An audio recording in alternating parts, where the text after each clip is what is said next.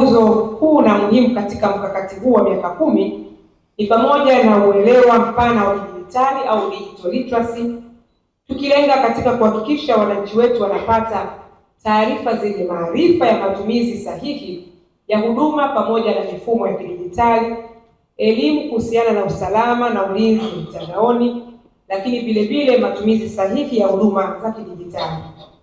Baraza letu la ushauri la watumiaji wa huduma za mawasiliano limeendelea kutekeleza lengo hili, na ni matumaini yangu pia kwamba kupitia mfumo wetu huu ambao tunauzindua leo wa mtumiaji app, baraza la ushauri la TCRA linakwenda kutekeleza lengo hili kwa haraka zaidi na kwa ufanisi.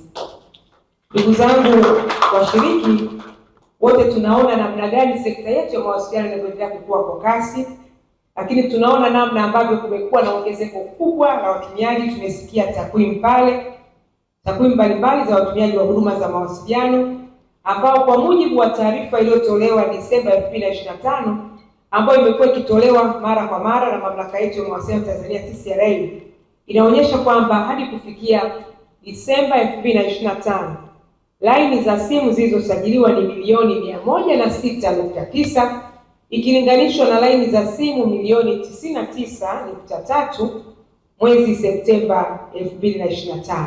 Kwa unaona ndani ya miezi mitatu tu kuna ongezeko kubwa sana la takriban laini milioni 7.3. Aidha, watumiaji wa huduma za internet na wenyewe pia wameendelea kuongezeka na kufikia watumiaji milioni 58.6 ikilinganishwa na watumiaji milioni 56.3 mwezi Septemba mwaka 2025, na kwenyewe unaona ongezeko la watumiaji milioni 2 pia nukta 3. Ni ongezeko kubwa sana kwa miezi mitatu.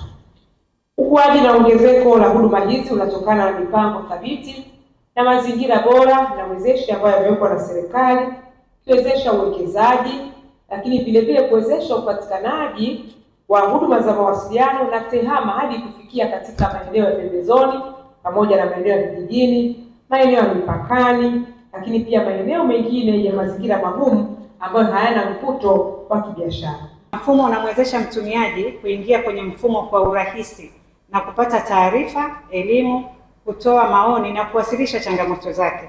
Kwa ufupi, mfumo huu ni user friendly. Hauna njia nyingi. Ukishapakua tu ile app, moja kwa moja unaweza ukaingia, ukapata elimu, ukatoa maoni, ukawasilisha changamoto zako kwa urahisi. Mfumo huu pia unatoa fursa kwa watumiaji kuwasiliana na baraza, TCRA, UCSAF na watoa huduma za mawasiliano, na hivyo hoja zinazowasilisha kupitia mfumo huu kujibiwa moja kwa moja.